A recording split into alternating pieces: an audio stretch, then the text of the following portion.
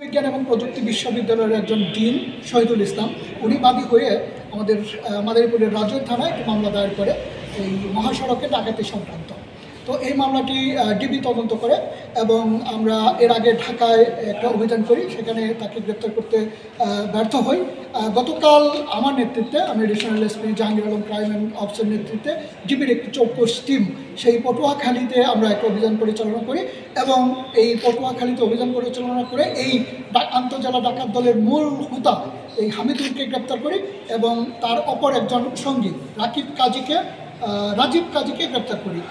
তাদের শনাক্ত মতে এবং তাদের নিকট থেকে আমরা এই ঘটনায় ব্যবহৃত একটি প্রাইভেট কার জব্দ করি এবং তাদের নিকট থেকে আমাদের এই যে বিকাশে যে লেনদেনটা হয়েছিল টাকা, সেই টাকাটা হচ্ছে ৪৯,০০০ টাকার মতো আমরা জব্দ করি এবং তাদের কাছ থেকে দেশীয় অস্ত্র, চাকু, ছুরি, তারপর প্লাস হাতুড়ি এগুলো জব্দ করি। তো এই ঘটনা একটি চাঞ্চল্যকর মামলা এবং এই মামলাটার 100% ডিটেকশন সম্ভব হয়েছে। ধন্যবাদ।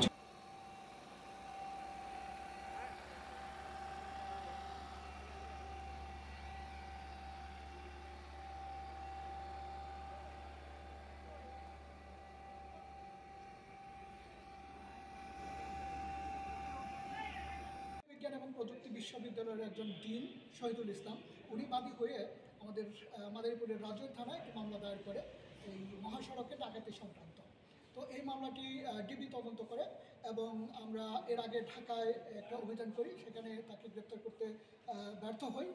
গতকাল আমার নেতৃত্বে, আমি additional SP Jahangir Alam crime and অফিসের নেতৃত্বে ডিবির একটি চৌকস টিম সেই পটুয়াখালীতে আমরা একটা অভিযান পরিচালনা করি এবং এই পটুয়াখালীতে অভিযান পরিচালনা করে এই আন্তঃজেলা ডাকাত দলের মূল হুতা এই হামিদুলকে গ্রেপ্তার করি এবং তার অপর একজন সঙ্গী রাজীব কাজীকে গ্রেপ্তার করি।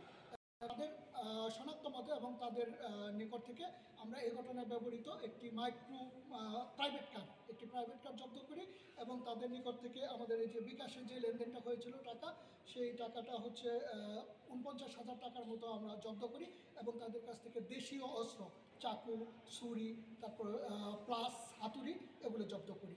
তো এই ঘটনা একটি চাঞ্চল্যকর মামলা এবং এই মামলাটার 100% ডিটেকশন সম্ভব হয়েছে।